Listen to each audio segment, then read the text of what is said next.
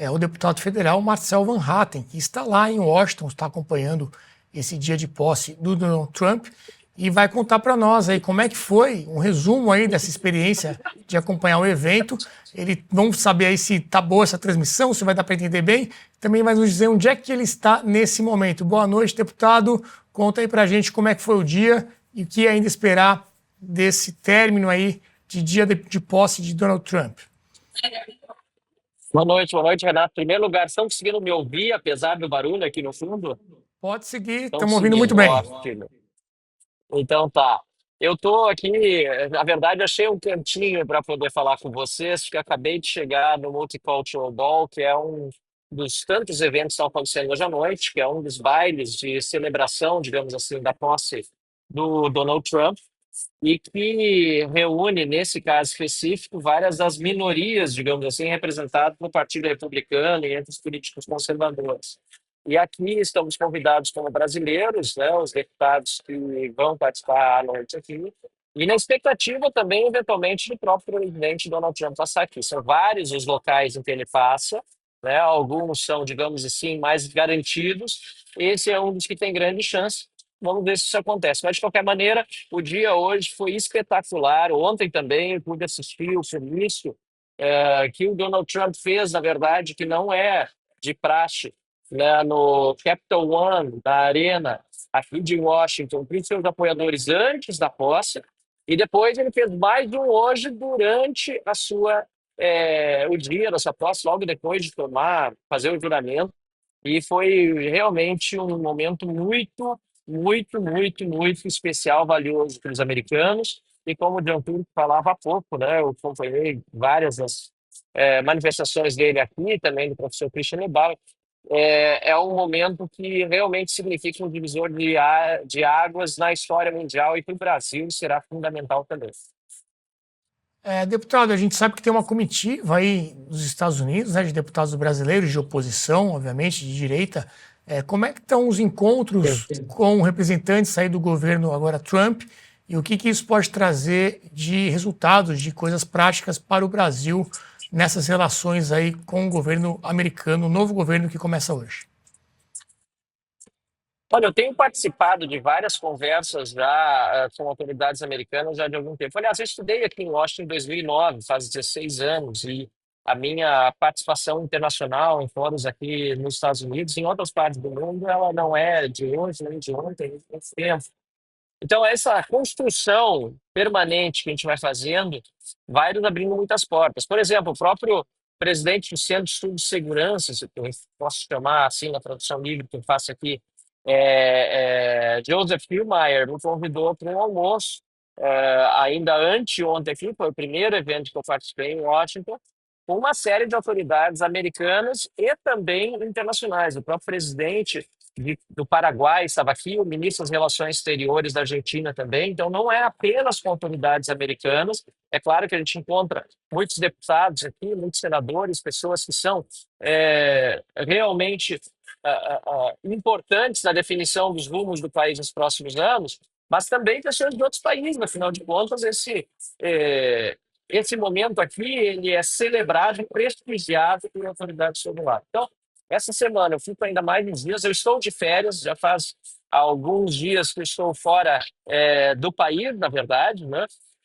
Fico mais uns dias, fico além dos dias, inclusive, da posse. Vou só sair daqui dos Estados Unidos no próximo sábado. E durante esse período todo em que estiver aqui, obviamente, além de passear, que é direito meu, descansar um pouco, e é importante também numa cidade que eu já vivi, já morei, que eu gosto muito sempre de voltar, já tem algumas reuniões marcadas ou previstas ao longo dos próximos dias também. Vamos ver, então, vamos aguardar aí as novidades nessas próximas semanas. Para finalizar, deputado, em relação à falta, né, à ausência de Jair Bolsonaro, ele que foi convidado para participar aí também deste evento, acabou tendo a sua viagem barrada pelo Supremo Tribunal Federal, por Alexandre de Moraes. Isso foi pauta desses encontros, está sendo comentado aí nas rodas políticas que você tem participado. Como é que foi recebida essa decisão com as pessoas aí que estão conversando com vocês? Não tem a menor dúvida de que repercutiu, porque eu ouvi a repercussão de várias pessoas aqui. Obviamente, muitos não têm ainda a dimensão do que está acontecendo no Brasil, até porque precisavam se importar com o que está acontecendo nos Estados Unidos. Eu, como parlamentar, como deputado, eu entendo muito bem como um deputado pensa em qualquer outro país que é muito parecido. Primeiro os problemas internos, depois os problemas internos, e se sobrar algum tempo, problemas internos. E aí, problemas internacionais dos outros países. Porque os deputados, obviamente, devem satisfação aos seus eleitores, as suas bases estão diretamente relacionados com assuntos domésticos. Mas quando acontece de um ex-presidente da República, como Jair Bolsonaro, ser impedido de viajar, isso vira notícia. A vida dele, até pelo fato de ser ex-presidente, apesar de ser amigo do Donald Trump, ter bastante trânsito por aqui, não seria tanta notícia quanto a sua ausência. Na minha opinião, isso acabou gerando muitas perguntas, porque muita gente não sabe sequer que ele está inelegível, não sabem aqui do processo, os processos ilegais que correm contra ele, contra mim também e tantos outros. E quando a gente começa a contar tudo, entendem que a situação por que passou Trump e a situação por que tem passado os conservadores dos Estados Unidos ao longo dos últimos anos é uma situação muito ruim, mas no Brasil ainda é muito pior. E isso, para os americanos, é grave demais, porque o Brasil é o maior país da América do Sul, é a segunda maior democracia, ou era, né? A gente está nessa indefinição causada pelo Lula, pelo PT e o consórcio do STF sobre que tipo de regime hoje nós temos. Isso preocupa, obviamente, muito os Estados Unidos. Somado a isso, o fato de que o Elon Musk teve o X bloqueado, também conta da sua empresa estar ali bloqueados no Brasil, pode ter certeza que isso impactará aí muito as atitudes dos Estados Unidos em relação não apenas ao Brasil, mas aos demais países que têm violado direitos humanos e direito à liberdade de expressão. E nós aqui precisamos estar, obviamente, bastante presentes nessa discussão toda, porque, como eu falei no início da minha resposta, é, é muito difícil você colocar agenda internacional, ainda mais nos Estados Unidos, né, na na mesa dos deputados, porque os Estados Unidos, além de ter muitos problemas internos, ainda normalmente está metido em várias outras tretas, desculpa usar o popular, no Oriente Médio, na Rússia, com a China. Sobra pouco espaço na agenda de um parlamentar aqui para tratar de Brasil. Então, nós precisamos trazer mais informações e essa não vinda do Jair Bolsonaro, ou seja, essa proibição do regime do Lula, como o Javier Milei disse muito bem ontem numa entrevista, repercutiu muito mais do que teria repercutido uma eventual vinda dele para cá. Queria passar agora para o Christian Lobauer fazer uma pergunta e atualizar também uma notícia que saiu agora. Ele já anunciou que vai tirar os Estados Unidos do Acordo de Paris. O que a gente tinha comentado, agora é oficial esse anúncio do Trump. Mal, mas eu queria aproveitar, deputado Marcel, nessas conversas que as pessoas que você tem encontrado, principalmente os americanos e americanas, em relação à questão econômica brasileira, você ouve ou você sente tem uma percepção de que realmente pode ter um efeito aí de, como a gente imagina, infelizmente, de redução de investimento, instabilidade inflacionária? O pessoal tem essa dimensão ou isso não nem chegou ainda nas autoridades americanas e, enfim, nós realmente estamos fora da agenda, inclusive na econômica? Olha, professor Christian, primeiro satisfação falar contigo, como sempre é. Sem dúvida que essa preocupação ela chega aqui também, mas ela é mais localizada naqueles que têm investimentos já no Brasil, né? O que significa isso? Duas coisas: aqueles que já têm investimentos estão preocupados e quem não tem investimento dificilmente nos próximos meses vai buscar no país uma opção em virtude dos péssimos números que a nossa economia tem apresentado, né? Para quem olha a economia mundial e olha dentre as moedas mais relevantes, que o real brasileiro foi a que mais desvalorizou nos últimos 12 meses e o peso argentino foi a que mais valorizou, a conclusão é muito óbvia. Nós estamos passando por uma situação de desequilíbrio enorme das nossas contas públicas, desequilíbrio enorme no aspecto cambial, fruto, ou melhor, consequência, ou a mesma coisa, fruto ou consequência, né? De uma série de decisões equivocadas e que não estão sendo corrigidas, o que é pior. Então, essa é outra preocupação que nós temos aqui. É claro que é um público um pouco diferente, o público dos investidores, as pessoas que estão lidando diretamente com a economia, mas reforço aquilo que eu disse na resposta anterior. Elon Musk entende bem hoje do Brasil, bem mais do que entendia anteriormente. E ele, mais do que ninguém, pode dizer para quem quer investir no Brasil, e ele é super bem relacionado, deu para ver hoje na posse do Trump também o tanto de empresários importantíssimos que estiveram ali para alertar do que pode vir a acontecer com quem não compactua com o regime que atua fora da Constituição. A empresa dele teve bens bloqueados, ele foi incluído num inquérito completamente ilegal e inconstitucional. E a nossa esperança, lógico, é que isso, ou seja, a participação do Elon Musk no governo e a consciência de empresários sobre o que está acontecendo no Brasil possa se reverter também em uma diferente tratativa com o setor econômico. É uma esperança, mas confesso para vocês que, a julgar pela própria natureza do programa partidário marxista do PT e da forma como o Lula tem se comportado, é mais fácil um impeachment acontecer do que nossa economia melhorar. Olha só. Agora a pergunta do Ricardo Gomes para o deputado Marcel Van Hatten.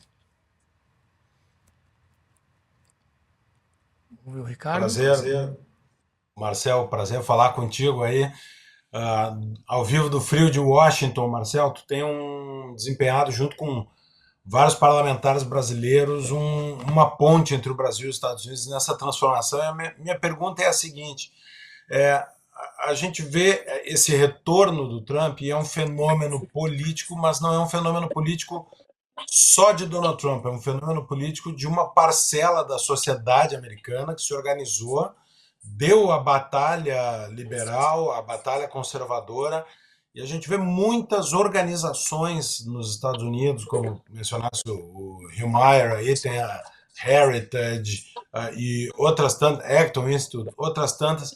A minha pergunta é o que a gente tem a aprender com essa organização da sociedade civil americana para funcionar como um verdadeiro guardião da liberdade nos Estados Unidos, porque mais do que a Constituição e os políticos, parece que o povo é que está dando as cartas nessa reviravolta política americana, nessa guinada eleitoral que os Estados Unidos deram. Perfeito, Ricardo. Também sensação falar contigo. E você conhece isso de muitos anos, foi do IEE, participa de várias organizações liberais, tanto que tratam do tema político na prática, como aquelas que também usam mais a teoria para disseminar o ideário liberal ou o ideário conservador. Você sabe que aqui nos Estados Unidos há muito mais ação desses institutos, como você falou, Heritage, Acton e tantos outros, né? Na seara política propriamente dito, ou na seara de formação intelectual, acadêmica da cidadania. E nós precisamos fomentar isso muito mais no Brasil. Essa vitória aqui do Donald Trump realmente é uma vitória da sociedade, foi uma vitória que não seria possível se não houvesse toda essa reação da sociedade ao que está acontecendo há alguns anos já aqui nos Estados Unidos. E eu estava justamente pensando sobre isso no Brasil, ou como está acontecendo o processo no Brasil, porque nós vimos um período em que o grantismo, né, era a regra, continua sendo, né, que é a tal da batalha cultural, que sucedeu um período em que a esquerda impunha tudo pela força, né, pela ditadura mesmo. Depois veio o período que culminou principalmente na época da primeira eleição de Lula, que foi também uma consequência da criação do Foro de São Paulo, sempre diante, que foi a conquista não apenas eleitoral, mas a conquista principalmente de corações e mentes, digamos assim, por meio de uma revolução cultural. E agora o que a gente está vendo é que aqui nos Estados Unidos a revolução cultural ela está sendo severamente questionada, se não derrotada, né? A própria questão da discussão da ideologia de gênero, que chegou a aparecer no discurso do Donald Trump e tantas outras, mas no Brasil o que a gente vê é que há um temor daqueles que estão no poder, e um temor muito bem fundamentado, de que não vai ser suficiente a batalha cultural da esquerda como vinha sendo até algum tempo atrás para chegar no poder. Aliás, não há um temor, há uma certeza já, por isso mesmo que utilizam-se da força para censurar, utilizam-se de normas ilegais, do arbítrio, para impor, né, aquilo que não conseguem pela formação intelectual. E aí a resposta é também de duas vias, né? A gente precisa ter mais ação política por parte da cidadania brasileira, precisamos ter mais pessoas concorrendo a cargos políticos relevantes, relevantes em todas as áreas, é o feito há muito tempo. E precisamos ter mais formação intelectual também para entender como essas coisas estão acontecendo e até para reverter esse processo que nós vimos de tomada, né, das universidades, das redações de jornal, enfim, ao longo desses últimos anos. E as redes sociais são cruciais para isso. E a nossa grande batalha, que vem sendo travada nas redes, no mínimo há 10, quase 20 anos agora, eu diria, ela vai se intensificar e é por isso mesmo que eles querem tanto censurar e acabar com a liberdade de informação e de expressão por meio das ferramentas de mídia que hoje dispomos, como essa aqui, né, que me faz falar com vocês, da Brasil Paralelo, ao vivo, uma noite fria, como você disse. A minha escolha era entre o barulho aqui dentro ou morrer de frio lá fora, -10. Aí, obviamente, que o barulho teve a insólita preferência. E morrer de frio não era a opção, ainda mais que a entrevista teria que ser encerrada mais cedo. Mas é essa a possibilidade hoje que as redes sociais nos dão, que faz com que a esquerda tenha tanto receio e age de uma forma tão autoritária e arbitrária contra todos nós. Não, mas fica tranquilo que o barulho não está atrapalhando e pelo menos você está numa temperatura aí civilizada, até porque tá frio lá fora, mas a política está muito quente. Gravata bonita também aí, ó, black tie, olha lá, gravatinha borboleta do nosso Marcel Barra. O estilo apropriado. Tive que organizar ainda. Só tinha alugado Smoke até hoje. Aí dessa vez decidi comprar. Vamos ver se a gente participa de mais solenidades como essa. Acho que já é parte da esperança de estar em mais eventos semelhantes, comemorando vitórias, não só aqui nos Estados Unidos, como no Brasil e em outras partes do mundo. Tá parecendo James Bond aí na missão secreta. Deputado, muito obrigado pela participação, obrigado pelas informações, bom trabalho aí para você e até a próxima. Muito obrigado, Renato, muito obrigado a vocês todos, ao Jean Curto, ao Ricardo Gomes, ao professor Cristo. Sou fã de todos vocês e estou sempre à disposição. Um abraço, bom trabalho. Vamos agora comemorar um pouco mais aqui. Vocês, quando terminarem aí, comemorem também, porque hoje o dia vale a pena. Abraço.